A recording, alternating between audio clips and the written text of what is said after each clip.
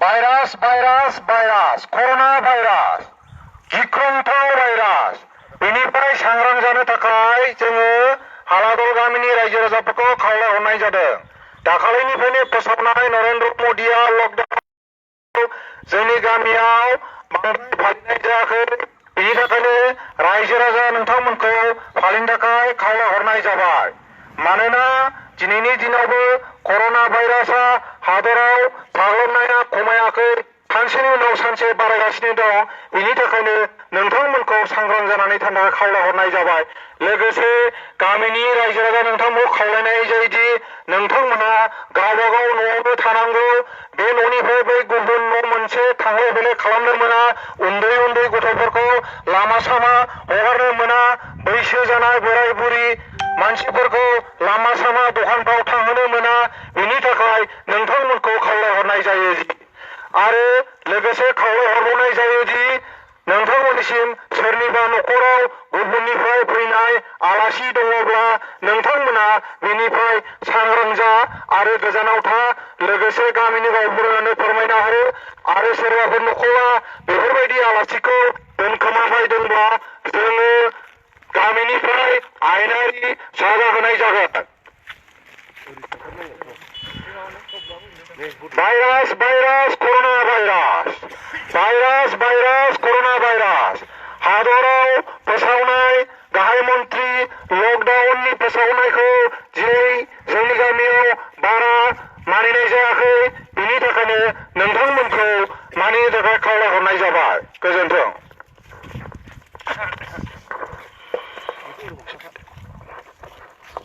सिबिनां आंनि हालादल गामिनि खुलुमजाग्रा रायजोफोर, दिनै भारत हादरनि प्रधान मन्त्रि नरेन्द्र मदि साहाबा संसाराव जानाय दा कर'ना भाइरास बेमारनिफ्राय गावखौ रैखा खालामनो हानाय बायदि गावखौनो गाव सांग्रां जानानै था होननानै बुंदों। दा बेजों लोगोसे बे मानसिजों बै मानसि खाथि खाथि दाथा होननानै बुंदों।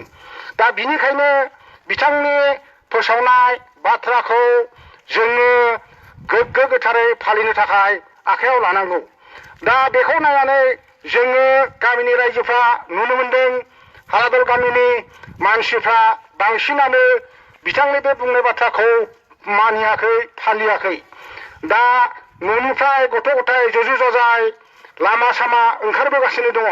दा बेबायदिब्ला गावनि थाखायनो खैफोद लाबोनाय जायो। दा बेखौनो जोङो नोंथांमोनखौ गुरै खावलायनानै आरज गाबनाय जादों। खुनु गथ' गथाय उन्दै उन्दै गथ'फोरखौ गावनि न'निफ्राय ओंखारहोनो नाङा, लामा सामा फैहोनो नाङा। बोराय बुरि बैसो जानाय मानसिफ्रा न'निफ्राय ओंखारनो नाङा। आरो लोगोसे सोरनिबा न'खराव जुदि गुबुन जायगानिफ्राय मानसि दंफैयोब्ला बिथाङा जोंनो गामिनि गावबुरानो जनायनानै होनांगौ, खिन्थानांगौ। नङाब्ला गावनो गाव आखायाव लानानै बिथांखौ थिनहरनांगौ गावनि जायगायाव गाव थांथों। नङाब्ला रायजोफ्रा गोबाव जायोब्ला बेखौ आयेनारि आखायाव लानाय जागोन। लोगोसे मानिथाराबा बिथांमोनखौ जोङो पुलिसनो गथायनानै हरनाय जागोन। लोगोसे हाथाय बाजाराव ज' थांनो नाङा। नांथारगौ जायोब्ला न'निफ्राय सासेल' मानसि दखानफ्राव बाजारफ्राव थांनानै मालपत्र लानानै फैनो हागौ। दा बेनो जोंनि हालादल गामिखौ गुरै खावलायनाय, जाहाथे गावनो गाव सांग्रां जानानै था, गावखौ रैखा खालामनो थाखाय नाजा। आरो गोबारै आरो फोसावबावनाय जाहरो नोंथांमोनखौ, नोंथांमोनहा दा बुंनाय बायदि नाङोब्ला गथ' गथायफोरखौ बेबायदि लामा सामा दा ओंखारहो। आरो गुबुननि न'आव ज' दाथां। माबाफोर खामानि दङब्ला सासेल' मानसि थांनानै बाथ्राखौ बुंहैलाय, खिन्थालाय। नाथाय मोजां सम बायदि ज' थांनानै बे न' ज' जाजाय थानो नाङा। आरो लोगोसे बिथां प्रधान मन्त्रिया बुंनाय बायदियै सासे मानसिनि गोजाना 1 मिटार गोजानाव थानांगौ। दा बेखायनो हाथाय बाजारावबो सोरबाफोर मैगं थाइगं फाननो थाङोब्ला बे मानसि जिरायनायनिफ्राय बै मानसि जिरायनाया 10 फुट गोजानाव थानानै मैगं थाइगंफोरखौ फाननांगौ।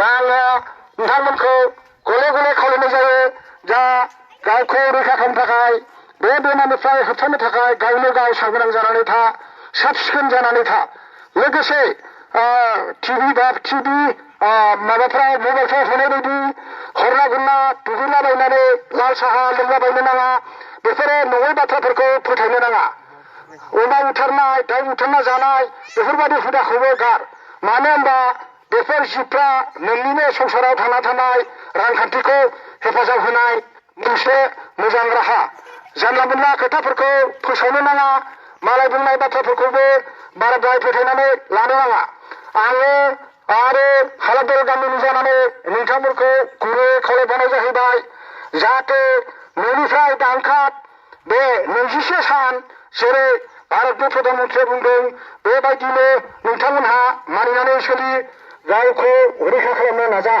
लोगोसे आरो आं फोसावबाय सोरनिबा न'खराव जुदि गुबुन जायगानिफ्राय मिथियै मानसि फैनानै दंफैयोब्ला बिथांखौ माबारैनो थाबैनो गावनि गाव जायगायाव थांनो हो थांथों आरो नङाब्ला गामिनि गावबुराफोरनो खिन्थानानै हो जनायनानै हो लोगोसे बिथाङा जुदि खालामाखै दोनखोमाना दोनबाय थादोंब्ला बिनि थाखाय आयेनारि साजा आखायाव लानाय जागोन लोगोसे मानिथाराबा बिथांखौ पुलिसनि आखायाव गथायनानै हरनाय जागोन गतिके गावखौ गाव सांग्रां जानानै थानो थाखाय आं खावलायबावबाय बे बेमारनिफ्राय गावखौ होबथानो थाखाय आङो नोंथांमोनखौ खुलुमबाय आरो लोगोसे बेखौ मानिनानै सोलि गाव गोजोर जाथों थांनानै थाथों मोजां जाथों जय जाथों।